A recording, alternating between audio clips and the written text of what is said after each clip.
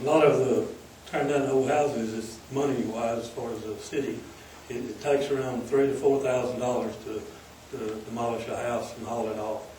And we just do so many, you know, as far as the city's taxpayers' money. And I think we got a problem as far as new construction is, I believe we're too strict on it. We're running off a lot of our business. Early gets a lot of it. And I do a lot of work for contractors, and we got 5 contractors that won't even build in Brownwood because too many code enforcement restrictions on brand new homes. And I've had a bunch of them said, you know, they build out the country unless they get paid more money than they're worth, and they go ahead and build it. But I think we got a problem for us. New construction in the sign, like in the sign business. We're having a problem with Dairy Queen right now on their sign, but we're trying to get it straightened out. Thank you. Well, I've been on the P&Z Commission for off and on for about 15 years now, and we do have an awful lot of people that do go by the codes. We meet at least once a month, sometimes more often. It is good to know that we do have codes. If we did not have codes, everybody just do what they wanted to do. So I'm just all for everything that we can keep under a code. And as you said, AC, there is people. There's just a new business out in the north side of town that they're having problems with the codes. So anyhow, it's the bounce house. So anyhow, thank you.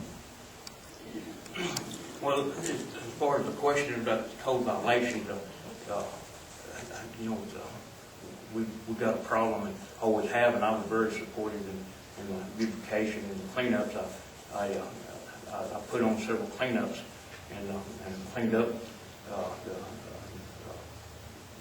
North Brownwood a lot. Had a good turnout on all the cleanups, and the guys, they go out and they give citations to people for violations, and the people they try to clean up. I think we have a real problem with this last cleanup the city beautification had.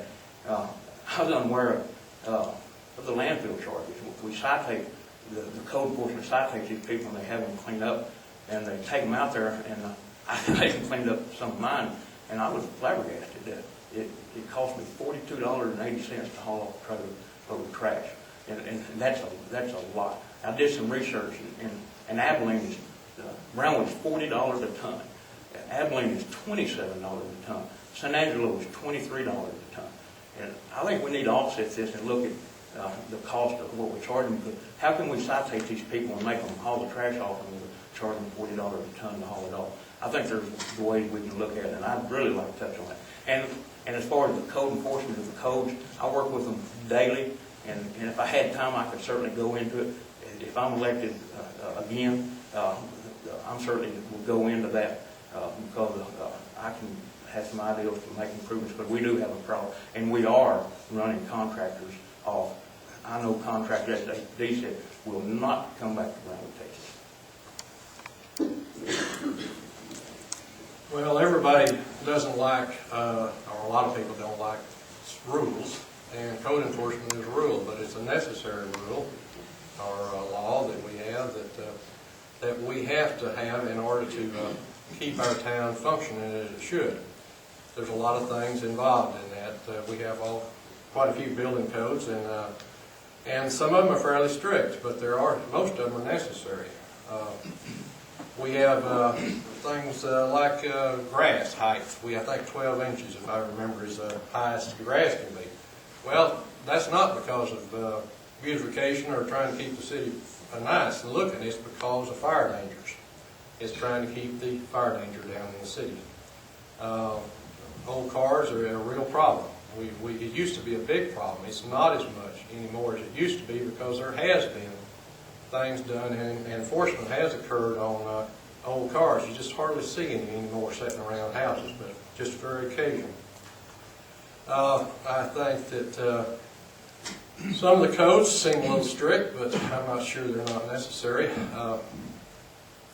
But the code enforcement is a necessary thing, and we're going to have to make sure that our abandoned houses are torn down as soon as we can to prevent problems like drugs and other things that's been discussed here. I believe that it's necessary, but there are some things we can do to maybe reduce some of the codes, or so that we can get more building in Brownwood. We need more building contractors in Brownwood. I agree with everything that everybody's saying. I think that continuous education and citizens' awareness of different codes that come out so they can understand what the codes are and deal with the problems accordingly when they come up. So education and public awareness of different codes, I feel like that we need to continue to keep doing that.